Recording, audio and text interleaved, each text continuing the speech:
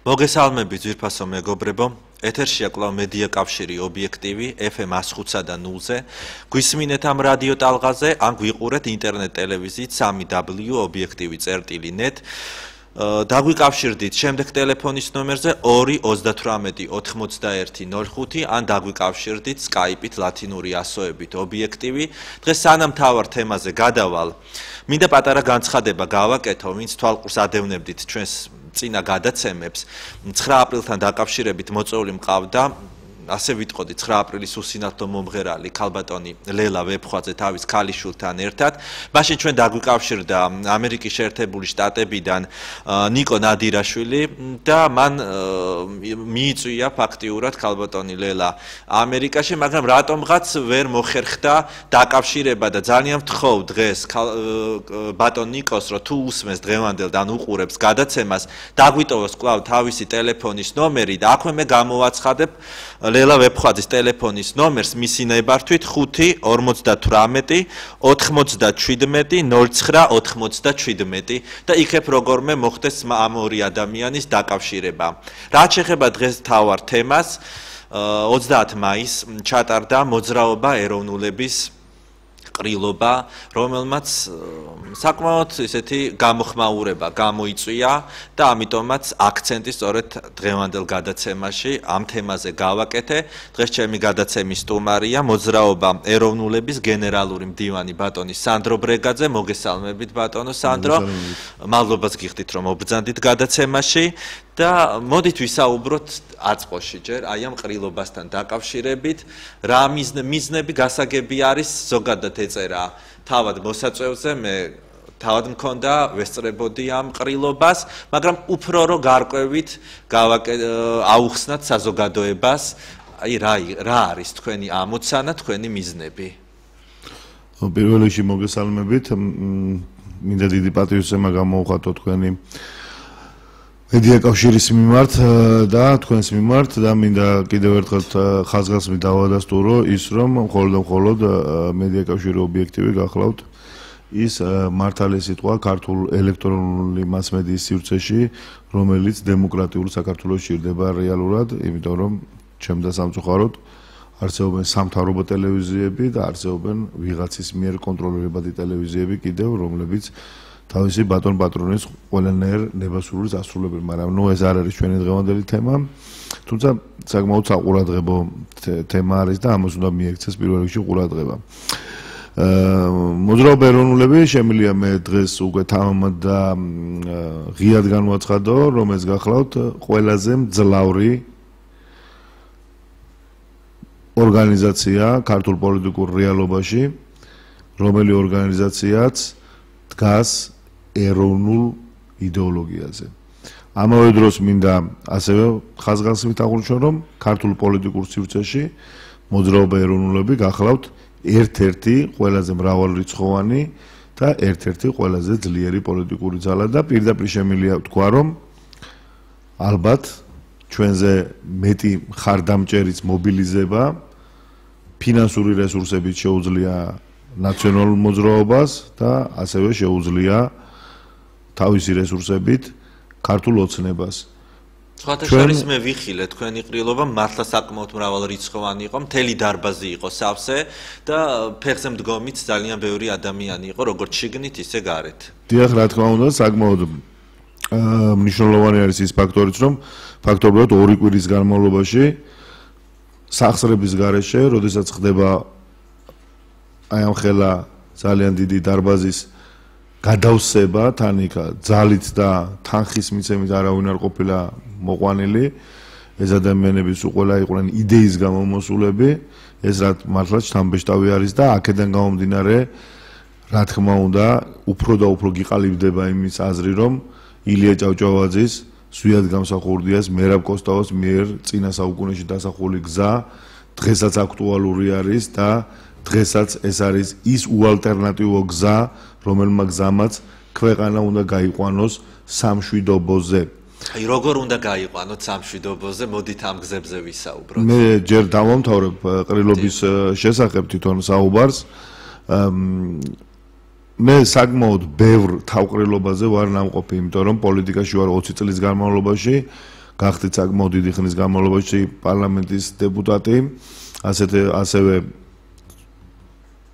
სხვადასხვა პოლიტიკური ორგანიზაციის თქვათ ერთგვარი მხარდამჭერი ვიყავი და აქედან გამომდინარე მიწევდა სხვადასხვა პოლიტიკურ თავყრილობებზე ყოფნა და ამ თავყრილობებზე საკმაოდ ხშირად ხვდებით ხოლმე ერთ და იგივე სახეებს. ანუ არიან ადამიანები, რომლებიც თქვათ აი მემარცხენე პარტიის თავყრილობაზეც არიან, შემდგომში მიდიან მემარჯვენე პარტიის თავყრილობაზეც არიან, ხელისუფლების თავყრილობებზეც არიან, ოპოზიციის თავყრილობებზეც. ეს არის ერთგვარი კასტა, 20 ლარიანი კასტას ვეძახი მე ამას, რომელსაც 20 ლარს გადაუხდიან და აბსოლუტურად ყველა თავყრილობაზე დადიან, ეს ყრილობა იქნება თუ კონფერენცია იქნება. ჩვენ ყრილობაზე მინდა ხაზგასმით აღვნიშნო, რომ არავინ ესეთი ტიპის დამსწრე არ ყოფილა. იქ იყო თავიდან ბოლომდე ეროვნულ ცნობიერებაზე დამყარებული ადამიანების კრებული, რომლებიც წარმოადგენდნენ დელეგატებს. ანუ ისინი ერთგვარად არჩეულებიც კი იყვნენ იმ ადამიანების მიერ, რომლებიც მათ უმაგრებენ ზურგს. აი მე შემიძლია გითხრათ ხაზგასმით სამეგრელოს მაგალითზე. სამეგრელოდან ჩვენ ყრილობას ესწრებოდა 670, ანუ 700-მდე დელეგატი და საკმაოდ ბევრი ადამიანი გაგვინაწყენდა, რომ ჩვენ ვერ მოვახერხეთ მათი მოწვევა ყრილობაზე. ამას ჰქონდა ორი მიზეზი, ერთი ის, რომ აუცილებლად დელეგატები უნდა ყოფილიყო და მეორე ეს არის რა თქმა უნდა ფინანსური საკითხი, იმიტომ რომ საკმაოდ ძვირი არის ტრანსპორტირება ადამიანებისა, რომლებიც შედარებით შორი მანძილიდან მოდიან თბილისში. მოდით მიზნებზე ვილაპარაკოთ. ანუ ეს არა, მე ამას რატო ვამბობ? მე ვამბობ ამას შემდეგი მიზნით, რატომ ესე დეტალურად. ერთხელ და სამუდამოდ ქართულმა პოლიტიკურმა სპექტრმა ხელისუფლება იქნება თუ ოპოზიციის გარკვეული ნაწილი უნდა შეიგნონ, რაც არ უნდა დიდი ბლოკირება მოხდეს ეროვნული ძალების. და მთელი ამდენი წლების განმავლობაში ეროვნული ძალებისთვის დახურული იყო სატელევიზიო სივრცე. მთელი ამდენი წლების განმავლობაში ეროვნული ძალებისთვის დახურული იყო ბეჭდვითი მასმედიის სივრცე. ერთგვარი ბლოკიც კი იყო, მე შემიძლია პირდაპირ გითხრათ, ოპოზიციაში შექმნილი გარკვეული მარგინალური ჯგუფების მიერ, რომლებიც ბრჭყალებში ლიბერალურ იდეოლოგიას ქადაგებენ ეროვნული ძალების წინააღმდეგ. ანუ ეროვნული ძალები უნდა ყოფილიყო განდევნილი როგორც სახელისუფლებო სივრციდან, ესევე ოპოზიციური სივრციდან, რათა თავიდან ბოლომდე უნდა მოხდარიყო ეროვნული ძალების მოკვლა და შემდგომში ვერ მოხდარიყო მისი აღდგენა. ბევრ ადამიანს ხელისუფლებაში და ოპოზიციაში ხაზგასმით ვაცხადებ. დღესაც ზარავს ზვიად გამსახურდიას და მერაბ კოსტავას სახელების ხსენება. უბრალოდ ისინი იძულებულები არიან, იციან რა დიდი მხარდაჭერა იმ იდეოლოგიისა და იმ იდეებისა, რასაც ეს ორი ეროვნული გმირი ქადაგებდა, რომ ანგარიში გაუწიონ ყოველივე ამას. მაგრამ ზურგს უკან ყველანაირი მეთოდებით, ჩაწყობებით, სოროსის ფონდებით და ათასგვარი ესეთი საქართველოსთვის მავნე ორგანიზაციების მეშვეობით ცდილობენ როგორმე გაანადგურონ ეროვნული ძალები. დღეს მე ვიცი ეროვნულების ყრილობის შემდგომ ბევრ მათგანს 7 ძილი აღარ აქვს.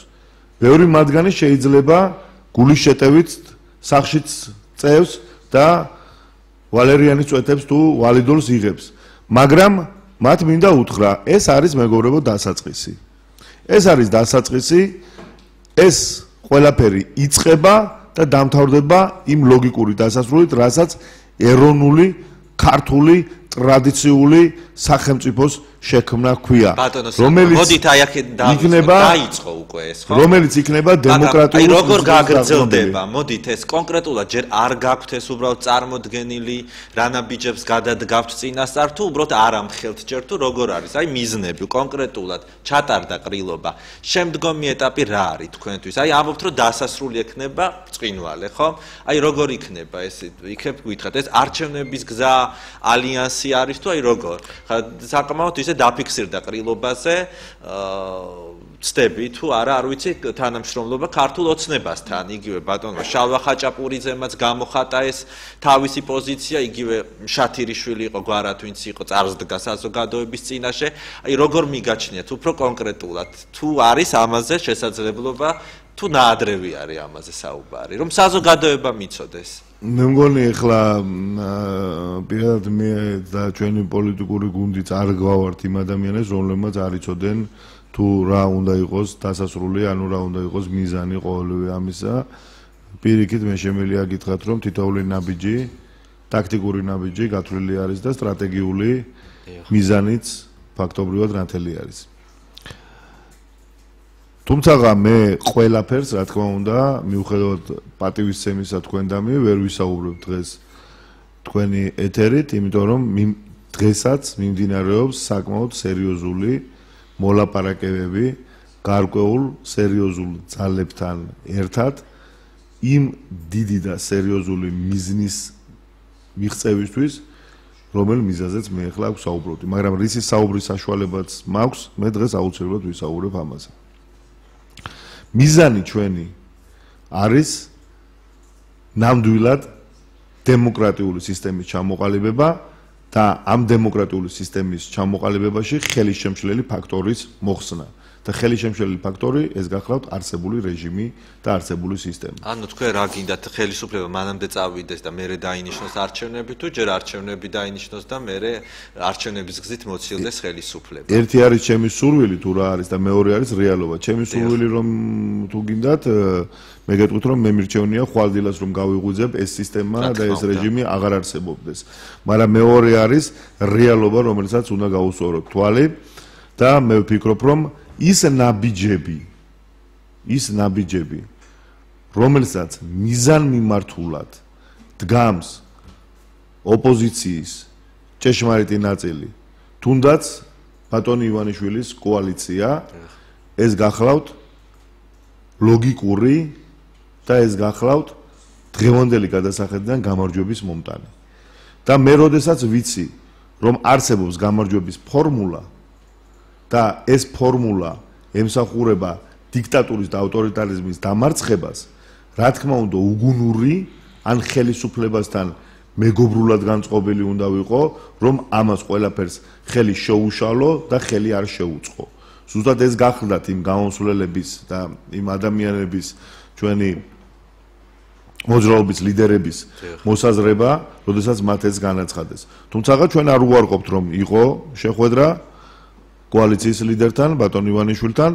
პირადად თქვენ შეხვდით? კი ბატონო, იყო შეხვედრა, ეს დასამალი არ არის და იყო საკმაოდ საინტერესო საუბარი და იმ საუბარში, რაც ყველაზე მნიშვნელოვანი არის, პირადად მე მაინტერესებდა მისი დამოკიდებულება ზვიად გამსახურდიას პერსონისადმი და მისი იდეოლოგიისადმი და მე მივიღე ის პასუხი, რომელმა პასუხმაც მე დამაკმაყოფილა და დარწმუნებული ვიყავით ბატონო ეკვლე თქვენს დაგაკმაყოფილებდათ, მაგრამ ეხლა მე არ მინდა ამაზე დიდი ხანი შევჩერდე. მტერს არ ზინავს ისედაც ჩვენ უამრავი ჩასაფრებული მტერი დამოყარեց ყავს. აი უფრო კონკრეტულად რაზე არის, თქვა გასაგებია რომ ყველაფერს არ გაამხელთ ეხლა, მაგრამ აი როგორ არის ბატონ ბიძინას დამოკიდებულება მაინც რამდენად აწყობს? ეს აწყობს მხოლოდ საარჩევნოთ ეროვნული მოძრაობა ვთქვათ თუ აპირებს ეროვნული სახელმწიფოს შექმნას. ფაქტობრივად შესაქმნელია ყველაფერი. მე არ დავიწყებ საუბარს იმაზე რა აწყობს ბატონ ბიძინას. თქვენ როგორ უყურებთ იმ ხალხს, რომელიც მის გვერდზე არის, არიან ხო ანტიეროვნულები ბატონო? დიდი პატივისცემის მიუხედავად და ღრმა პატივისცემის მიუხედავად ბატონი ბიძინასადმი და ნებისმიერი სხვა პოლიტიკოსისადმი მე არ მაინტერესებს თუ რა სურთ პოლიტიკოსებს. მე მაინტერესებს რა სურს ქართველ ერს და საქართველოს მოსახლეობას. და საქართველოს მოსახლეობას სურს ავტორიტარული რეჟიმის შეცვლა. ეს არის ცალსახა და ეს არის გარდაუვალი აუცილებლობა იმისათვის რომ ქართველი ერი გადარჩეს. თუკი ეს რეჟიმი იარსებებს, ქართველი ერი ვერ გადარჩება. ავტორიტარული რეჟიმის შეცვლა იყო შევარდნაძის დროს, ქართველი სურდა, მაგრამ მიიღო უარესი რეჟიმი. როდესაც გაუშვებს შევარდნაძეს, როდესაც გაუშვებს ედუარდ შევარდნაძეს სახში, როდესაც მას არ გაასამართლებ და როდესაც მის მოსწავლეებს დაუთმობ ხელისუფლებას, მაშინ სხვა რამეს არ უნდა ელოდო. მე სხვა რამეს ვამბობ. მოვიდა უარესი რეჟიმი. უბრალოდ მე პირადად რა თქმა უნდა მომხრე ვარ რეჟიმის შეცვლის, მაგრამ ამავე დროს მაქვს შიშიც ვთქვათ, რომ უფრო კიდე უარესი, ვინმე არ მოვიდეს, ეს ხომ ბუნებრივია, რომ შეიძლება ადამიანს გაუჩნდეს ესეთი ეჭვები, რა თქმა უნდა. აი ამიტომაც გეკითხებით, რომ ეს უბრალოდ რისთვის არის, იგივე ის ხო არ არის, მიშაც შეხვდა გახსოვთ თქვენ მანამდე უზენაესის საბჭოს დეპუტატებს, თითქოს ქაშვეთში გააფორმეს თქვენ იცით რაღაც შერიგების ქარტია, რაღაც. აი ამ იგივე ხო არ მეორდება სცენარი. ნუ ეხლა იცით რა არის საქმე, ბატონმა სააკაშვილმა მაშინ ისარგებლა კანონერი ხელისუფლების მომხრეთა გულუბრყვილობით. მოატყვილა ისინი, შეიძლება ესე ითქვას, ხოლო მეორე ნაწილმა სარგებელი ნახა სააკაშვილის ხელისუფლებიდან. ეხლა ჩვენ მე მგონი არ გვავართ იმ ადამიანებს, რომლებიც ადვილად მოსატყვილებლები არიან პირველი და მეორე არანაირი გარიგება არ გვინდა ამ რეჟიმთან. თორემ ვინც მოაწერა ხელი თანამშრომლობის აქტს ნაციონალურ მოძრაობასთან, ისინი ზოგი მინისტრთა საბჭოში, ანუ მინისტრთა კაბინეტში იყვნენ წარმოადგენლები და საკმაოდ ბევრი პარლამენტში არიან. ანუ იგივე არ განმეორდება ბატონო სანდრო. მე გეუბნებით ერთ რამეს. რა თქმა უნდა, მეც მათ შორის ვიყავი აღფრთოვანებული იმითი, რომ ქართველი ერის ისტორიაში უბრალოდესი მტერი ედუარდ შევარდნაძე მოცილდა ხელისუფლებას და წავიდა სახლში. მაგრამ ნამდვილად არ ველოდი ესეთი ფორმით, მაგრამ ველოდი იმას, რომ მისი პოლიტიკის გაგრძელება იქნებოდა. ეს არაფერი უარესი არ არის დღევანდელი რეჟიმ შევარდნაძის რეჟიმზე. ეს არის ლოგიკური გაგრძელება, როგორც მარქსის საქმე გააგრძელა ლენინმა, ხოლო ლენინის საქმე შემდგომში სტალინმა დაახლოებით ეხლა ის უფრო დიდი მასშტაბები იყო, მაგრამ აღარ გაგრძელდება შემდგომში. ეს რეჟიმი, მე გეტყვით ბოდიში და ამასრულებინეთ, პუტჩი 92 წელს დაწყებული. პუტჩი დღესაც გრძელდება. დიახ, დიახ. დღესაც გრძელდება. ანუ ეს იყო პუტჩის ერთგვარი გაგრძელება. უბრალოდ ხანშესული ადამიანი შეცვალა შედარებით ახალგაზრდა დასასრული ჩვენ უნდა დავაყენოთ. მაგრამ თქვენი შიშები და ძალიან მომეწონა თქვენი ეს მოსაზრება, იმიტომ რომ მე ზუსტად ესევე ვფიქრობ, იმასთან დაკავშირებით, რომ შესაძლებელი არის, რომ წავიდეს სააკაშვილის რეჟიმი და მის ადგილზე აღმოცენდეს ანტიეროვნული ძალები, რომელი ანტიეროვნული ძალებით შემდგომში შეიძლება გარკვეული 1 და 2 წლის მერე გვათქმევინებს ერთ რამეს, რომ ნეტავი ყოფილიყო ეს სააკაშვილი, ის მაინც იცოდა ხალხმა რა ხელისუფლება იყოს, ვიდრე ეს რაღაც ახალი სახადი მოვიდა ჩვენ თავსო. გამორიცხავთ ამას? ამას მე არ გამორიცხავ და იმისათვის, რომ ქართულ პოლიტიკურ სივრცეში იყოს ამის შემაკავებელი ფაქტორი, ამის შემაკავებელი ფაქტორი დღეს გახლავთ მოძრაობა ეროვნულები. ჩვენ ვართ ადამიანები, ადამიანთა კრებული, იმ ადამიანთა კრებული, რომელიც შეეწინააღმდეგება და ექნება იმის ძალა, რომ შეაჩეროს ის პროცესები, რომელი პროცესები შესაძლოა იმ პოლიტიკურ ძალებს კონდეთ ჩაფიქრებული, რომელი პოლიტიკური ძალებიც სააკაშვილის ნანგრევებზე აღმოცენდებიან. ეს არის ნაციონალური მოძრაობის დარჩენილი ნაწილი და ეს გახლავთ ეგრეთ წოდებული ნეოლიბერალური ძალები, რომლებსაც ლიბერალისტთან არანაირი ახლო არ აქვს და მოდით ჩვენ მათ ლიბერალებს უღარ უწოდებთ, მათ ჩვენ დავარქვათ ის სახელი, რომელიც სახელიც მათ უხდებათ და რომელიც მათი ნამდვილი სახელია ნეობოლშევიკები. ისინი მთელი თავისი მოღვაწეობით, მთელი თავისი არსით არიან ნეობოლშევიკები. ბევრი პოლიტიკური ორგანიზაცია არ განსხვავდება ნაციონალური მოძრაობისგან. იგივე ნეობოლშევიკები, იგივე წითელი ინტელიგენტები დღეს არიან იგივე იმ ქართული ოცნების გარშემოდაც. ამას ხედავს ალბათ ბატონი ბიძინაც. იგივე აი რამდენიმე დღის წინ ლევან ბერძენიშვილი იყო გამოსული მაესტროზე და მან ისევ ზვიად გამსახურდიას მომხრეები შავბნელ ეგზალტირებულ მასად მოიხსენია, მე არ ვიცი თქვენ უყურეთ თუ არა ამას.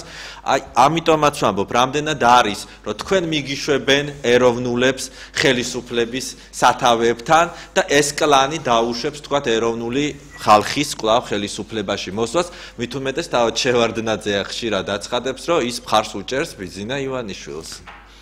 ეხლა პირველი რაც მინდა გითხრათ, აი ეს რა კითხვაც მე დამისვით, ეს უპრიანი იქნება, რომ ბატონ ბიძინას დაუსვათ, როდესაც მასთან შეხვედრა. თუ ამის შესაძლებლობა მექნებათ, როდესაც მასთან შეხვედრა გექნებათ. მეორე ჩვენთვის თავი არის მიზანი და არა პროცესი. ჩვენ ვიცით ვინ არის. ძალიან კარგად ვიცით ვინ არის.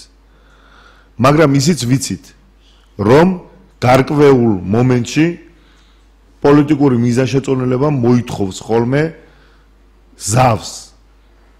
არც საბჭოთა კავშირის და ამერიკის შეერთებული შტატებს მოსწონდათ ერთმანეთი და არც საბჭოთა კავშირის და დიდ ბრიტანეთს მოსწონდა ერთმანეთი, მაგრამ როდესაც აუცილებლობა გახდა ფაშისტური გერმანიის დამარცხება, ისინი მოკავშირეები გახდნენ და როგორც კი მეორე მსოფლიო ომი დამთავრდა, დაახლოებით 1 წელიწადში მათ შორის ცივი ომი დაიწყო. ანუ ისინი კვლავ საომარ მდგომარეობაში გადავიდნენ. მაგრამ მათ მოიცილეს, არა, ეხლა რა თქმა უნდა, ეხლა მე რომ ვერ ვიქნები ლევან ბერძენიშვილთან ერთად, ეხლა ეს არის ცხადზე ცხადი. გეების პარადზე როგორც ვერ ვიქნები, ისე ვერ ვიქნები ლევან ბერძენიშვილთან ერთად, ხო? ეს ეხლა მე რომ მოვიტყვილო, მაინც არავინ არ დამიჯერებს. აი ამაზე მაგ როგორ შეიძლება მოხდეს თქვენი თანამშრომლობა? მაგრამ მე ურჩევ და უკანასკნელად ვაფრთხილებ. თუ მან ესეთი რამე ბრძანა ბატონმა ბერძენიშვილმა ენას კბილი დააჭიროს. აი პირდაპირ ესე ვამბობ, ენას კბილი დააჭიროს. ჩვენ გაჩერებულები ვართ მხოლოდ და მხოლოდ იმის გამო, რომ არ გვსურს დისონანსი შემოიტანოთ ოპოზიციაში და გსურს ხელი შეუწყოთ ბატონ ბიძინა ივანიშვილის გამარჯვებაში. მაგრამ თუ კი ბატონი ბერძენიშვილი ვერ მოისვენებს და განაგრძობს ესეთი შეურაცხყოფელი ფრაზებით საუბარს დისიდენტური მოძრაობის ლიდერზე ზვიად გამსახურდიაზე, ადამიანი რომელიც ინაურთან როგორ თანამშრომლობდა ამაზე მერე ვილაპარაკოთ, მაშინ ჩვენ იძულებულები გავხდებით, რომ განვახორციელოთ საფასუხო და ძალიან სერიოზული დარტყმა, რომელიც დარტყმაც იქნება დამანგრეველი მისთვის და მისი პოლიტიკური ორგანიზაციისთვის. ლევან ბერძენიშვილს და ვიღაცაც კი არა, არავის ამ ქვეყანაზე ჩვენ არ მივცევთ იმის უფლებას, რომ შეურაცხყოს ზვიად გამსახურდიას და მერაბ კოწავას სახელი და ვერანაირი პოლიტიკური მიზანშეწონილება ამაში ვერ გაგვაჩერებს. ამავე დროს მე მოუწოდებ, ნუ აყენებენ ბატონ ბიძინა ივანიშვილს ლევან ბერძენიშვილები და მისთანები უხერხულ მდგომარეობაში. ბიძინა ივანიშვილა ჩვენთან შეხვედრაზე განაცხადა, რომ ზვიად გამსახურდია გახლავთ მისი საყვარელი პრეზიდენტი. ხოლო თუ კი ლევან ბერძენიშვილი აცხადებს, რომ ზვიად გამსახურდია იყო შაუბნელი ძალა, მაშინ ეს ნიშნავს, რომ ის ბატონ ივანიშვილს აყენებს უხერხულ მდგომარეობაში და ფაქტობრივად და კიდევ ერთი რამ, ზვიად გამსახურდიას წინააღმდეგ ბრძოლა დღეს ნიშნავს გარდაუვალ დამარცხებას ნებისმიერი პოლიტიკური ძალისა. ეს იქნება სახელმწიფო თუ ეს იქნება ოპოზიციური. თუ კი ვინმე ამ პოლიტიკას ახორციელებს, მე დიდი ეჭვი გამიშტება, რომ ის თამაშობს ხელისუფლების თამაშს. ფარულად თამაშობს ხელისუფლების თამაშს, რადგანაც ზვიად გამსახურდიას მომხრეთა საკმაოდ დიდი ნაწილი გადაკიდოს და დაუპირისპიროს იმ კოალიციას, რომელ კოალიციასაც რეალურად შეუძლია ბატონო სანდრო, მოდი ძარს მოусმინო, დიდი ხანია გველოდებიან, გისმენთ. მოგესალმებით. გამარჯობათ. ბატონო სანდრო, ნუ გავრაზდებით, მე არ ვიცნობ თქვენ პროგრამას და შეკითხვები მაქვს. მიიღებთ თუ არა არჩევნებში მონაწილეობას თუ დარჩებით არასამთავრობო ორგანიზაციაში? ეს ერთი, როგორ უყურებთ 21 წლის კონსტიტუციის აღდგენას, როდესაც აი მრავალი მომხრე პირველი პრეზიდენტის არეკავს ეთერში და ითხოვს ამას და მესამე, უფრო კონკრეტულად თქვენი მიზნების შესახებ და პროგრამაზე. მადლობთ. მე მგონი ჩვენ უკვე ამ მიზნებზე ვისაუბრებთ და გასაგები არის, რომ ძალიან კარგად დაიწყო ქალბატონმა, დიდი მადლობა. არ გაბრაზდეთო, მე გავბრაზდი უბრალოდ თუ კი ვინმე ზვიად გამსახურდია შაუბნელი ძალა უწოდა იმ ადამიანს პირდაპირ შემიძლია გითხრათ, რომ ელემენტარულად გასაგებია პოლიტიკურად გავანადგურებთ, ჩვენ ფიზიკურად ვერ გავანადგურებთ, ჩვენ თითქმის ამაზე ვისაუბრეთ, რომ არჩევნების გზით აპირებთ თქვენ მოსვლას. არა, მე ვფიქრობ ესეთ რამეს, აი მე მინდა ქალბატონის გასაგონად ბრძანო, იმიტომ რომ საკმაოდ საინტერესო კითხვა დასვა. მე ვფიქრობ, რომ არსებული რეჟიმი არჩევნების გზით წამსვლელი არ არის. საერთოდ მე არ მინახია მსოფლიოს პოლიტიკაში და არ წამიგითხია და გარწმუნებთ, რომ საკმაოდ ბევრი მაქვს წაკითხული იმის შესახებ, რომ რომელიმე ავტორიტარული ან დიქტატორული რეჟიმი არჩევნების გზით მიდიოდეს. მით უმეტეს თუ კი დანაშაულებებიც არის ჩადენილი. აქ უბრალოდ არის ერთგვარი პოლიტიკური ტაქტიკა. რა თქმა უნდა, ქვეყნისთვის მნიშვნელოვანი არის ის, რომ არჩევნების გზით მოხდეს ხელისუფლების ცვლილება. და ჩვენ ოპოზიციამ, რა თქმა უნდა ვიბრძოლოთ, რომ არჩევნების გზით მოხდეს ეს. მაგრამ ერთი არის შენი სურვილი და მეორე არის რეალობა. რა თქმა უნდა, არსებული ხელისუფლება ძალიან დიდი პროცენტით შემიძლია გითხრათ 95%-ის დარწმუნებით, რომ აუცილებლად საქმეს მიიყვანს გარკვეულ შვიდობიან რევოლუციამდე, რისთვისაც ქართველი ხალხი მზად არის. მაგრამ მე მინდა მაგალითად მიმართო ბატონ მიხეილ სააკაშვილს და მის უახლოეს გარემოცვას. თუ კი ვინმეს მისი გარემოცვიდან უყვარს მიხეილ სააკაშვილი, თუ კი ვინმეს მართლა უნდა მიხეილ სააკაშვილისთვის სიკეთე, ესეთმა ადამიანებმა მას უნდა ურჩიონ, რომ ის გახდეს პრეცედენტის დამშვები იმისა, რომ არჩევნების გზით მოხდეს ხელისუფლების შეცვლა. სხვადასხვა თუ კი ბატონი სააკაშვილი ამას განახორციელებს, მას საკმაოდ ბევრი უდიდესი შეცდომა შეიძლება ეპატიოს, იმიტომ რომ ის რაღაც გარკვეულ კანონიერების ჯაჭვს დაუდებს საფუძველს, ანუ კანონიერებაში მე ამ დროს გულისხმობ არარევოლუციური გზით ხელისუფლების ცვლილებას და ეს შეიძლება ერთგვარი პრეცედენტიც გახდეს და რაც არის რა თქმა უნდა ცივილიზებული სოფლიოს და ევროპის. მე კითხვას დავსვავ და კიდევ ერთი ზარი არის, უბრალოდ მინდა კითხო და მე გამეცით პასუხი. თქვენ გინდათ ანუ 90 წლის 28 ოქტომბრის არჩევნები რო ჩატარდა, მსგავსი არჩევნები ჩატარდეს საქართველოში, გაუყალბებელი და მოდით ბარემ შემოვიყვანოთ ზარი და მე გამეცით პასუხი გისმენთ. ალო, გამარჯობათ. გამარჯობათ. მივესალმები ბატონ სანდროს. ეხლა ჩემ შეკითხვას ნუ მიიღებთ რაღაც ისა ცუდ ტონში, იმიტომ რომ ბძანეთ. ხო, ეხლა რაშია საქმე? მე ჩემო ბატონო არც შევარდნაძეს ხელისუფლებას და არც სააკაშვილის ხელისუფლებას იმდენად ვერ გავამწყურებ, რამდენადაც მე მახსოვს ძალიან კარგად, თუ ამ ეს ჩანაწერი არსებობს, ნახოთ თქვენ 1994 წლის 16 ივნის მეცნიერებათა აკადემიაში ინტელიგენციასთან იქ იყვნენ აკადემიკოსები, პროფესორები და ასე შემდეგ, თუმცა ზოგიერთი დღესაც ჩემთვის მიუღებელი ალბათ ხედრიონელების პოზიციაზე მდგარები, მაგრამ იმათთან შეხვედრაზე ედუარდ შევარდნაძე ეთქვებზე პასუხობდა და ყველაფერი იყო ნორმალური პასუხები, რაც შევარდნაძემ გასცადა და იყო ერთ-ერთი ძიმე შეკითხვა და შევარდნაძემ თქვა ასეთი რამ, რომ მე საქართველოს გარშემო არსებული გეგმები რამოდენიმე მსოფლიოს დიდ ქალაქში მინახავს, მაგრამ ამ გეგმების შესახებ ვერაფერს ვერ ვიტყვი, მე ისე წავალ ამ ქვეყნიდან და ისე ჩავალ საფლავში. ეს თქვა იმ კაცმა. კარგი, შეკითხვა გააქვთ ბატონო.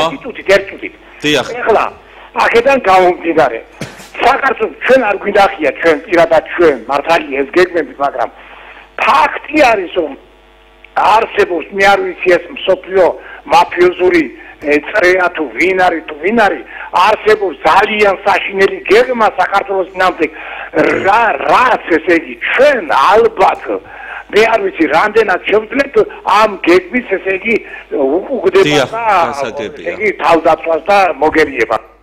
კარგით, მადლობთ. გასაგები ხა შევარდნაძემ რომ შევარდნაძის ბრალი რო არის, ამე ვერ დაგეთანხმებით რომ მას სიკეთე უნდოდა საქართველოსთვის შევარდნაძის რეჟიმს ან სააკაშვილის რეჟიმს, შევარდნაძე როს პასუხს გასცემდა ხოლმე ადამიანს ამ დროს მეორე განაზრახი ბოროტული მას შინაგანად ჰქონდა და ახორციელებდა კიდეც საქართველოს წინააღმდეგ. სხვადასხვა პოლიტიკოს არ უნდა მოდიოდეს რომ ემოციებში ვარდებოდეს, მაგრამ მე არ ვიცოდი ამ ინფორმაციის შესახებ და სიმართლე გითხრათ, ამდენი ხნის განმავლობაში ამაზე ვარ ჩაფიქრებული. თქვენ როგორ ბრძანეთ და მე თქვენი მჯერავს, თუ კი ლევან ბერძენიშვილმა ესეთი ფრაზა ბრძანა, ეს საკმაოდ დამამფიქრებელი არის. მე კიდევ ამაზე ვფიქრობ, იმიტომ რომ მე ვფიქრობ ამ ადამიანმა ეს არ ხდება შემთხვევით. დიახ.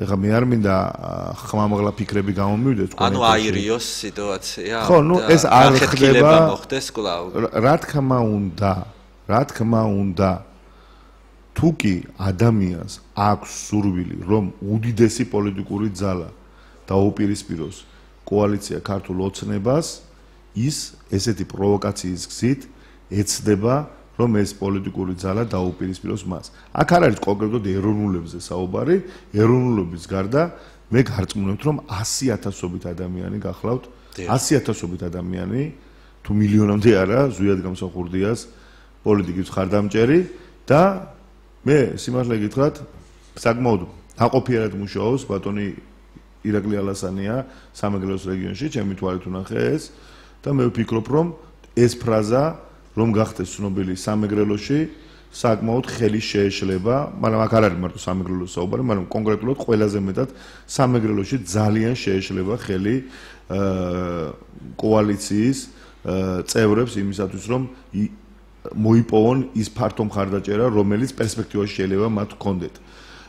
ეს უფრო აი, როდესაც ზვიად გამსახურდიაზე ესეთ რამეს ამბობ, ეს ახსხამს ახალაიების წისქვილზე წყალს. რა თქმა უნდა. პირდაპირ დიახ. და მე უბრალოდ ეხლა იმის განსაზღვრაში ვარ, ეს ადამიანს სიბრიყვით შეიძლება წამოწდეს, თუ ეს შეიძლება შეგნებულად გააკეთოს. ამაზე იცით რა არის? არის ერთი რამ. ადამიანის ცხოვრებაში. ერთი არის პოლიტიკური მიზანშეწონილობა და პოლიტიკოსი აუცილებლად უნდა ცდილობდეს ამ მიზანშეწონილობით ცხოვრებას. და ერთი არის, რა თქმა უნდა, გარკვეული პირობა მოლაპარაკება თუ რაც გინდა დაარქვით ურთიერთობისა ქართულ ოცნებასთან და მეორე არის ზნეობრივი და მორალური პრინციპი.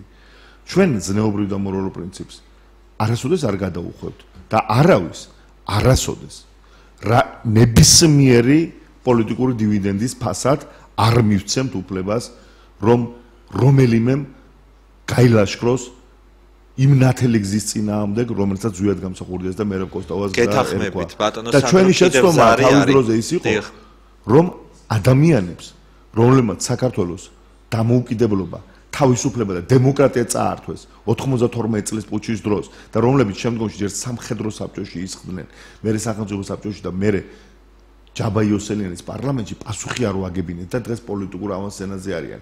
ჩვენი შეცდომა შესაძლოა ის იყო რომ გაერთიანებული ოპოზიციის დროს, როდესაც სააკაშვილის რეჟიმის შესვლა გვინდოდა, ჩვენ გვიწევდა ისეთ ადამიანების გვერდზე ყოფნა, რომლებიც აბსოლუტურად უდანაშაულოდ ჩვენ ავტომატს გვესროდნენ და კლავდნენ, გვასამებდნენ ესეთი ადამიანები. და ასე შემდეგ. დღესაც წარმოიდგინეთ, რამდენად დიდსულოვანი ადამიანები არიან ზვიად გამსახურდიას ხარდაჭერები. დიდსულოვან ადამიანებზე მაქვს აქ საუბარი. ისინი დღესაც მზად არიან საერთო ქართული მიზნისათვის მათთვის მიუღებელ ადამიანებთან დასხდნენ და მათთან ერთად წავიდეთ გამარჯვების გზაზე და ესენი რა წურბელები არიან, რომ მაინც ვერ ისვენებენ, მყუანები არიან, საქართველოს წინაშე არიან დამნაშავეები და დღესაც არ ისვენებენ. კიდევ ერთხელ ვიმეორებ. პასუხი იქნება ატომურ ბომბზე დამანგრეველი ეფექტი. კარგით, ბატონო სანდრო, მოდით კიდევ ერთი ზარი არის, შემოვიყვანოთ სტუდიაში. გისმენთ, შემოიყვანეთ ზარი სტუდიაში, გველოდებიან. გისმენთ. მოგესალმებით. გამარჯობათ. ბატონი სანდრო ბერგაძეა, თქვენი სტუმარი სუპერტ მოხდა. დიახ, დიახ. მოგესალმებით, ბატონო სანდრო. გამარჯობათ. პირველ რიგში მხარდაჭერას უცხადებ თქვენს ახალ მოძრაობას და თქვენი პიროვნება ვიცი და რა თქმა უნდა არაფერი საწინააღმდეგო არ მაქვს, კიდევ ყველანაირად შეიძლება ასე ითქვას, თქვენი იდეების გამზიარებელი ვარ და იმ იდეების, რომელიც მე პოსტავს და ზუსტად გამსახურდიას იდეების თანხმდრია. და ეს რაღაც მინდა გითხოთ. კი ბატონო. თქვენი პოლიტიკური გზა, ასე ვთქვათ, და იდეები იქნება თუ არა, როგორ გითხრათ, ანუ ხო არ უნდა ველოდეთ თქვენი პოლიტიკური ძალისგან იმ ძალებთან ალიანსს, რომელიც მიუღებელია მთელი საქართველოს მაგალითად ის პოლიტიკური ძალები, რომლებსაც გზაა გაკაფული კრემლში და დამეწმოთ ადამიანი, რომელიც რუსული სამხედრო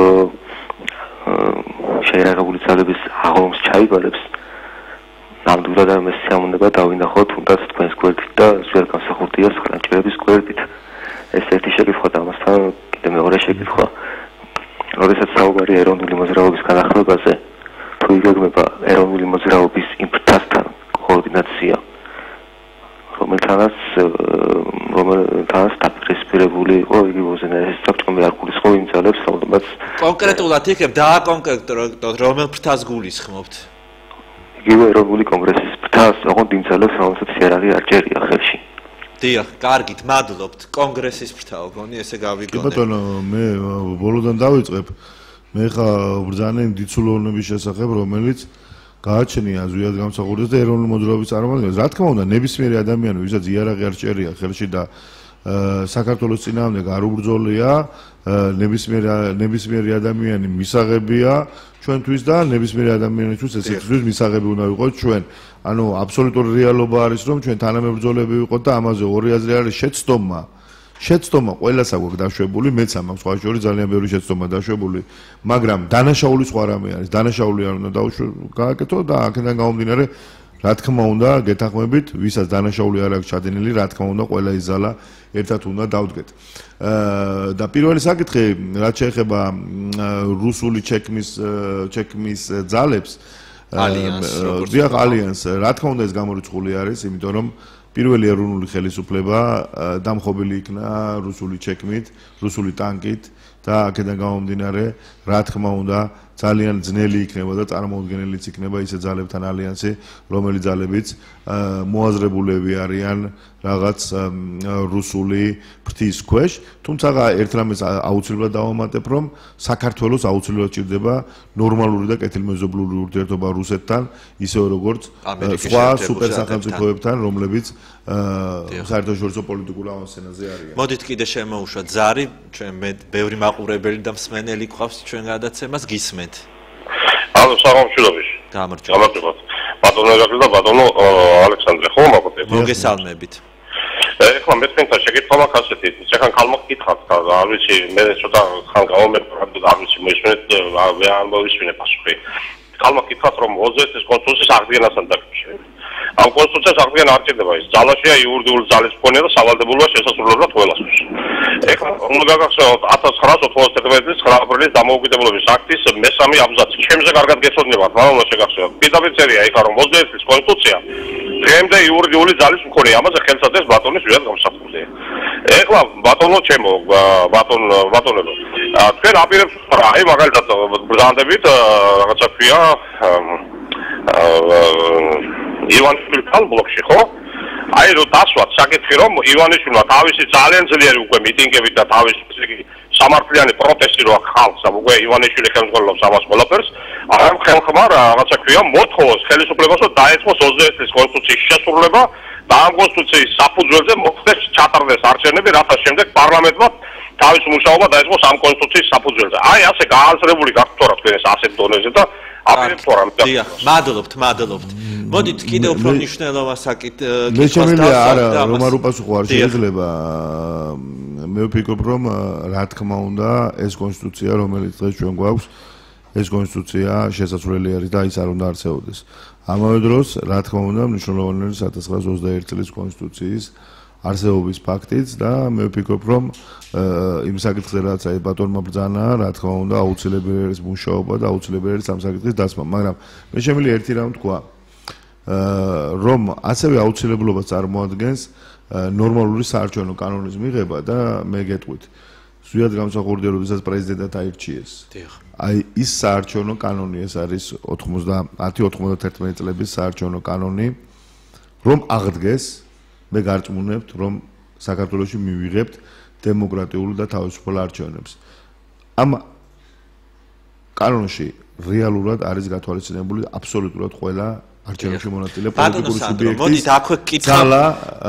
და უпростоრად მათი ინტერესები და მე მინდა მოგახსენოთ რომ მაშინ საარჩევნო კომისიის თავმჯდომარე იყო ოპოზიციის წარმომადგენელი და სწორედ ოპოზიციის წარმომადგენლებმა დაადასტურეს მრგვალი მაგიდის გამარჯვება საპარლამენტო და შემდგომში საპრეზიდენტო არჩევნებში. ეხლა ვიღაცამ არ გამიგოს ისე რომ წარსულში დაბრუნებას ვაპირებ, მაგრამ წარსულში არსებულ საკმაოდ რაც კარგი მაგალითები არის უნდა ავიღოთ, ხოლო რაც ცუდი მაგალითი არის ის არ უნდა ის ბატონო სანდრო, მოდით აი წარსულზე თქვით თქვენ და არსებობს გზარი არის ცოტა დაგველოდოს მსმენელი მე ესეთი კითხვა მაქვს თქვენთან რომ აი წარსულზე საუბრობთ მაგრამ არსებობს მაინც ლეგიტიმაციის პრობლემა იგივე ბიძინა ივანიშვილისთვის. ვერ უარყოფთ, რომ არსებობს საქართველოს რესპუბლიკის უზენაესი საბჭო. მოდით მე ეროვნულების სახელით ვისაუბრებ და არა, მაინც თქვენ როგორ უყურებთ ამას? ანუ ისე ამ პროცესებში თუ იღებს მონაწილეობას რაიმეთი უზენაესი საბჭოს გარკვეული წარმომადგენლები, თუ როგორ არის ისევ რჩება გვერდზე ისევ კანონიერი ხელისუფლება და ხელახლა მათ გარეშე ტარდება ახალი არჩევნები. აი როგორ არის ეს? მე ვფიქრობ, რა თქმა უნდა, ხა თქვენც კარგად იცით ბატონო ირაკლი, იმიტომ რომ თქვენ ბრძანდებოდეთ ამ ეროვნულების ყრილობაზე და არაერთ შეკრებაზე, როგორც ჟურნალისტი და თქვენ კარგად იცით, რომ აქ საკმაოდ დიდი რაოდენობა უზენაესი საბჭოს დეპუტატობისა არის თავმოყრილი. მაგრამ მე არ ვაძლევ ჩემ თავს უფლებას და მე ვფიქრობ, რომ არც არავინ არ უნდა მისცეს თავის თავს უფლება, რომ ჩაერიოს უზენაესი საბჭოს საქმიანობაში. მე ვფიქრობ, რომ თვითონ უზენაესმა საბჭომ, იგივე ლეგიტიმურმა ხელისუფლებამ საქართველოში იქნება თუ დევნილობაში თვით მათ ურთიერთშეთანხმების საფუძველზე უნდა მიიღონ ისეთი დოკუმენტები და უნდა იარონ ისეთი გზით, რაც იქნება იმის გარანტი, რომ ლეგიტიმაციის საკითხი ერთხელ და სამუდამოდ გადაწყდეს. თუ რა უნდა გააკეთონ მათ, ეს მე კი ვიცი, მაგრამ არ ვაკადრებ ამ ადამიანებს, იმიტომ რომ ბევრად უფრო ასაკითაც და პოლიტიკური გამოცდილებითაც ჩემზე უფრო გამოცდილები არიან, რომ მე ჭკუის დარიგება ან ჭკუის სწავლა დავუწყო. თუმცა ერთი სურვილი, როგორც თავის დროზე მათ ამომრჩეველს მაქვს, რომ ერთხელ და სამუდამოდ ეს საკითხი გადაწყდეს და თვითონ შიგნით უზენაეს საბჭოში საკმაოდ გონიერი, გონება გახსნილი ადამიანები ბრძანდებიან, მათ გადაწყვიტონ ეს საკითხი როგორ, რანაირად და რა ფორმით, მაგრამ რა თქმა უნდა, ეს არ უნდა იყოს რაღაც უტოპია, რაღაც მიუწვდომელი რამ, რომელიც დასახული იქნება მიზნად და რომელიც ვერასოდეს ვერ იქნება მიღწევადი. არსებულ პოლიტიკურ რეალობას უნდა იქნას არსებულ პოლიტიკურ რეალობასთან უნდა იყოს შესაბამისობაში მოყვანილი ის დეკრეტები იქნება, დოკუმენტები იქნება, რომელიც ლეგიტიმურ ხელისუფლებას მისცემს საშუალებას მონაწილეობა მიიღოს მომავალი არჩევნების დანიშვნასა თუ ქართულ პოლიტიკურ აი ზუსტად ეს მინდოდა, რომ ცოტა ხნით მაინც ხო შეიძლება რომ ისე აღდგეს, რომ მათ დანიშნონ არჩევნები და კვლავ შემდეგი არჩევნები და შემდეგი ხელისუფლება არ იყოს ისევ სამართალ მემკვიდრე შევარდნაძის ხუნტის. ამაზე მაქვს საუბარი და ეს აუცილებელი არის, მაგრამ ეს თვითონ უზენაესმა საბჭომ უნდა გადაწყვიტოს. და ჩვენ ვერ ვაკადრებთ მათ ჭკუის სწავლებას აქედან. მოდით კიდე შემოუშვათ, ზარი არის ჩვენი მსმენელის, გისმენთ. თქვენ ბოდის ვიხდი, თუ შეიძლება გვიან ჩავერთე და იქნებ გაიმეოროთ ლევან ბერძენიშვილის ფრაზა. კარგს არაფერს არ იტყო და ვიცი. კარგით, მადლობთ. მე მოდით ახლა აღარ დაუბრუნდები ჩვენ ბერძენიშვილს და აღარ მინდა ის შეურაცხყოფელი წინადადებები, რომელიც ზუსტად გამსახურდიას მომხრეების მიმართ აღნიშნა მან, რომ ეს არის ჩაუბნელი ეგზალტირებული მასა. აი ესე თქვა ზუსტად მან.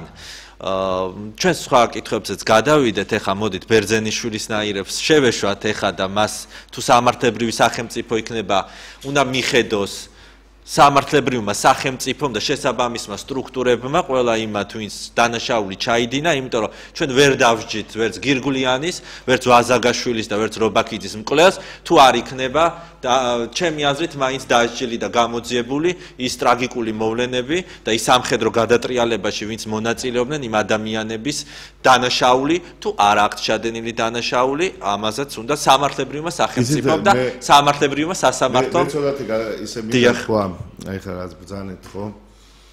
ეს იცით რას მაგონებს ვიღაცეების ზუსტად გამსახურდიას წინააღმდეგ თქმული ფრაზები და შენ რომ ცდილობ რომ მას ეს აპატიო, რომ ცდილობ რომ როგორმე რაღაცა მოაქციო პოლიტიკური ძალა იქნება თუ რაღაცა. ჩემ მეზობელს დაებადა გოჭი ყორისგან. ეს ქუთაისში ხდებოდა ეს ამბავი და ამ გოჭს დიდენ სახში როგორც ძაღლს. აი კარგი პუდელს რომ გაზდი ისე ვარცხნიდან ბავშვები თქვათ ბანტებს აბნევდნენ, ანუ ძალიან ისე კრეჭავდნენ, ბანდნენ და ესე. მაგრამ დრო რომ გავიდა, რა თქმა უნდა ეს გოჭი გადაიქცა ღორად და მაინც მიუხედავად იმისა რომ ის 1800 სულამოებში და იმაში იყო ვთქვათ, გარემოცილი და კარგ პირობებში იყო, მაინც გარბოდა და ჩეჩმაში ხტებოდა და წუმპეში გორაობდა. ანუ აქედან გამომდინარე თუ დააკვირდები, ხვდები რომ ადამიანები, რომლებიც ღორად იბადებიან, ისინი მაინც ადრე თუ გვიან ლაფისკენ გარბიან და მაინც ლაფში ითხრებიან და მაინც იგივეს აკეთებენ რა არსებათაც თვითონ არიან დაბადებულები და მათი გამოსწორება არ ხდება. ეს კონკრეტულად მე არავის არ მithქვია, მაგრამ შემოუშვათ ზარი კლავ სტუდიაში გისმენთ. მოგესალმებით ისევ. გამარჯობათ. წდაგვიან ჩავთე რადიო და ეს რაღაც ორი შეკითხვა მაქვს სანტოსთან თუ შეიძლება. ზუსტად რა ურთიერთობაში ყოფილა თქვენი მოძრაობა ქართულ ცნებასთან და მეორე კითხვა წეგან ახსენეთ უსთან ნორმალური ურთიერთობა და უსთან ნორმალური ურთიერთობის დასალაგებლად მქონი არ უნდა იყოს ნორმალური მოსკოვში კრემლში ოპოზიციონერების სირბილი და ოპოზიციას არანაირი მანდატი არ აქვს ამისი და ეს უფრო კოლაბორაციონიზმი ამას შესახებ თქვენი აზრი და მეორე აი ამ რუსეთთან ურთიერთობის მოგვარების საფარქვეში ხარ მოხდება საქართველოს ტერიტორიული მთლიანობის სუვერენიტეტის ხელყოფა და ერთი რაღაც მეტეს შეიძლება რა აზრის ხართ კავკასიის განმათავისუფლებელი ფრონტის შექმნის შესახებ მე გულისხმობ იმ იდეებს რომელიც მატარებელიც იყოს ზვიად გამსახურდია და ჯოჰარ დუდაევი კარგი, დიდი მადლობა. მე მგონი მე ოპერატორს თქო რომ ეს ბოლო ზარი იყოს, იმიტომ რომ ჩვენ 10 წუთი დაგვჭა და მე კიდე რამდენი შეკითხვა მაქვს, რომელიც მინდა გკითხოთ. რა თქმა უნდა, ზვიად გამსახურდია და ჯოჰარ დუდაევის იდეები აბსოლუტურად მისაღები არის ჩვენთვის, უბრალოდ დრო არ აქვს ამ თემაზე დიდი ხანი რო ვისაუბრო, მაგრამ მე ვფიქრობ რომ ნორმალურ ეპოქაში რომ არსებული იყო ეს ორი ადამიანი, მე ვფიქრობ რომ კავკასიაში აბსოლუტურად სხვა სიტუაცია გვექნებოდა, ანუ მშვიდობიანი რაღაც ნათელი სიტუაცია გვექნებოდა ვიდრე დღეს გვაქვს. რაც შეეხება კითხვას იმის თაობაზე თუ რას ვფიქრობთ რუსეთთან მიმართებაში და ოპოზიციის სირბილთან რუსეთში მე პირდაპირ შემიძლია გითხრათ ყოველგვარი დამფარობის გარეშე არაერთი გზის მოწვევა მქონია მე წლების განმავლობაში რომ ჩავსულიყავი რუსეთის დედაქალაქში მე რუსეთის დედაქალაქში დიდი სიამოვნებით ჩავალ ჩავალ სახელმწიფოებრივ საკითხზე მაგრამ არასოდეს არ ჩავსულ იმიტომ არ ჩავედი რომ ვიცოდი რომ იქ რომ ჩავსულიყავი იქნებოდა აბსოლუტურად სხვა საკითხებზე საუბარი და ვიღაცა შეეცდებოდა თავისი ინტერესებისთვის ჩემ გამოყენებას ამიტომ ყოველთვის უარი ვთქვი ამ ვიზიტებზე და მე ვფიქრობ რომ არა მარტო რუსეთში არამედ ნებისმიერ სხვა ქვეყანაშიც ქართველი პოლიტიკოსი იმდენად თავმოყარე უნდა იყოს რომ არ უნდა დაიწყოს სირბილი არც ფულისთვის არც იმისთვის რომ ამა თუ იმ ქვეყანა მის ხელისუფლებაში მოიყვანოს. ერთხელ და სამუდამოდ თვითონმა ჩვენთაგანმა უნდა შევიგნოთ რომ საქართველოს ხელისუფლების ბედს უნდა წყვეტდეს ქართველი ერი, ქართველი ხალხი, ქართული საზოგადოება და არა რომელიმე ადამიანი ან პირთა ჯგუფი ეს იქნება კრემლსა თუ ნებისმიერ სხვა ქვეყნის მთავრობის სასახლეში. ამავე დროს მინდა ერთი რამ ხალხსგაცვლით აღვნიშნო რომ ჩვენი ურთიერთობა ქართულ კოალიციასთან ეს უпроსტად ბატონი ივანიშვილის კოალიციასთან ეს არის რა თქმა უნდა ორივე მხრიდან გაწვდილი ხელი იმისათვის რომ მოხდეს არსებული რეჟიმის შეცვლა არსებული პოლიტიკური რეალობის შეცვლა არსებული სისტემის დანგრევა იმისათვის რომ ამ სისტემაზე აღმოჩნდეს დემოკრატიული პრინციპები.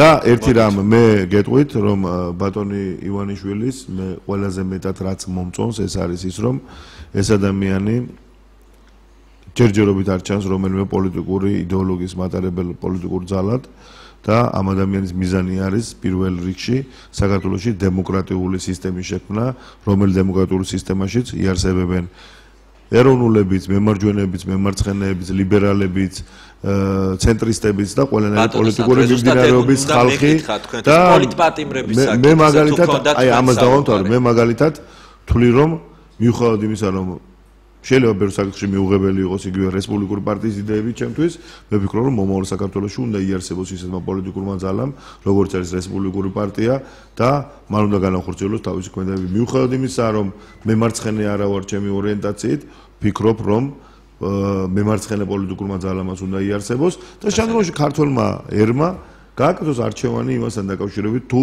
ვის დაუჭერს ის მხარს არჩევნებში, ხოლო წაგებულები რა თქმა უნდა დაემორჩილონ ერის საზოგადოების უმეტესობის ბატონო სანდრო, მოდით პოლიტპატიმრების საკითხზე თუ იყო საუბარი, აი თქვათ, თუ არ ქონდათ ამაზე საუბარი. არა, პოლიტპატიმრების როგორ ხდება ეს? პოლიტპატიმრების საკითხზე საუბარი საერთოდ ზედმეტი არის, იმიტომ რომ პოლიტპატიმრების საკითხზე ისედაც გარკვეულია ყველაფერი.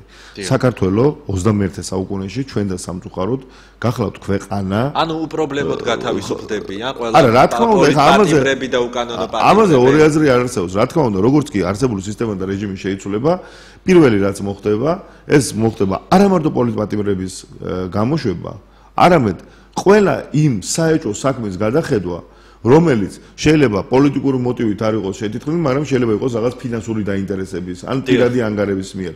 ანუ ყველა უკანონო პატიმრი, რა თქმა უნდა, ამაზე ორი აზრი არ არის და ამავე დროს, რა თქმა უნდა, რაც ყველაზე მთავარი არის, აი, რისთვისაც მე რესპუბლიკელიც კი არა, იმას რა ქვია, იმას ჩავეხუტები და იმასთან ერთად წავალ ბრძოლაში. აბსოლუტურად მიუღებელ იმასთან რა ქვია, რაც არის სასამართლო. დიახ. ქვეყანაში თუ იარსებებს ნორმალური სასამართლო, ეს იცით რა იქნება? აი ახლა რომ გვაქვს ყელში წაჭერილი თოკი და რომ ვიხჩობი, თითოეულ ჩვენთაგან ახლა ჩვენ ვერ ვამჩნევთ, მაგრამ ჩვენ ფაქტობრივად ჰაერი გადაკეტილი გვაქვს. აი ამის აშვება იქნება, გაწყვეტა იქნება და ყულფიდან თავს გამოყოფ და ნორმალური სასამართლოს პირობებში ვიცხოვრებთ სამართლიან ქვეყანაში, რომელიც სამართლიანი ქვეყანაც, რა თქმა უნდა, ეს იყო ზუსტად იმ ადამიანების ოცნება, რომელმა ადამიანებმაც დიდი წვლილი შეიტანეს საბჭოთა კავშირის დანგრევაში. ბატონო სანდრო, მოდით, ძალიან ცოტა დრო დაგვრჩა, 5 წუთი და მინდა ორი შეკითხვა მოვასწრო და დაგისვათ.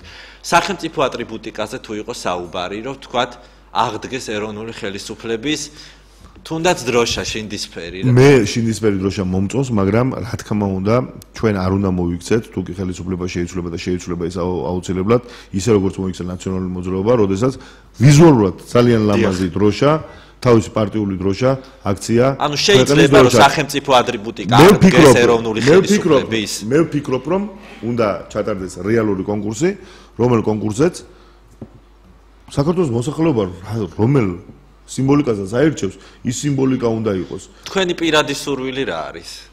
ჩემი პირადი სურვილი არის, რომ იყოს შინდისფერი დროშა,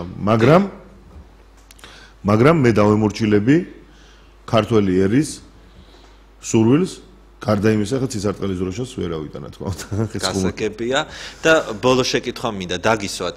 თქვენ ბუნებრივია გარკვეული მიზეზების გამო ვერ მიიღებთ, მე მგონი არჩევნებში საარჩევნო სიებში ვერ ჩაჯდებით მე მგონი ხომ როგორც ნახოთ მე ყოველ შემთხვევაში არჩევნების და პარლამენტის დეპუტატობას არ ვაქცევ არანაირ ყურადღებას შეიძლება არიან ადამიანები რომლებიც ფიქრობენ რომ აი თქვენ უბრალოდ რომელიმე პოლიტიკური ძალის პარლამენტში ხომ აი რას გააკეთებს უბრალოდ საქართველოს მოქალაქე სანდრო ბრეგაძე ქართველი ერისათვის ეს არის ბოლო კითხვა და 3 წუთი დაგვრჩა და ჩავეტიოთ არ მინდა პათოლოგიურად გამომივიდეს და მე შემიძლია ვთქვა ერთი რამე მე რა შემიძლია გავაკეთო ქართველი ერისათვის და თქვა იგივე ჩემი თქვენი და ყველა შვილებისთვის ეს არის ის რომ ბოლომდე ვიბრძოლო საქართველოში თავისუფლების და დემოკრატიისათვის თავისუფლება და დემოკრატია არის ყველაზე დიდი ღირებულება რა ღირებულებაც კაცობრიობას შეუქმნია ან მოუგონებია და მე კიდევ ერთხელ ვამბობ ჩვენ დღეს არ გვაქვს იმის დრო რომ ვარკვიოთ ერთმანეთთან იდეოლოგიური თუ რაღაც პოლიტიკური განსხვავებულობანი ჩვენ უნდა დავანგრიოთ სისტემა უნდა ვაშენოთ დემოკრატიული სისტემა და შემდგომში ყველამ ჩვენ გზაზე უნდა ვიაროთ და როგორც ცივილიზებული დემოკრატიული ევროპაში და მსოფლიოში არის მიღებული თვით მოსახლეობამ გააკეთოს არჩევანი თუ ვინ უნდა იყოს მისი ხელისუფლება ჩვენ ვფიქრობთ რომ ეროვნული იდეოლოგია, ილიას, ზვიადის და მერაბის იდეოლოგია ეს არის ქართველი ერის გადარჩენის ერთადერთი და უალტერნატივო შანსი. ძალიან დიდი მადლობა ბატონო სანდრო, თქვენ იმდენად ოპტიმისტურად ისაუბრეთ გადაცემაში, კიდე ბევრი კითხვა მქონდა, მაგრამ სამწუხარო დროის უკმარისობის გამო ვერ ვეტევით. იმედი მაქვს, რომ კიდე მობრძანდებით ჩემ გადაცემაში და მინდა მჯეროდეს იმ ოპტიმისტური საკითხების, რომლებიც თქვენ ისაუბრეთ, იმ მუხტის, რომელიც თქვენ გამოიწვიეთ დღევანდელ ინტერვიუში და მინდა რომ წარმატებები გისურვოთ. მე მსმენელს და მაყურებელს შევახსენებ, რომ ჩემი გადაცემის სტუმარი იყო მოძრაობა ეროვნულების გენერალური მდივანი ბატონი სანდრო ბრეგაძე. გადაცემა მიმყავდა ირაკლი შონიას. მე შემდეგ შაბათამდე გემშვიდობებით, საუკეთესო სურვილებით, კარგად ბრძანდებოდეთ.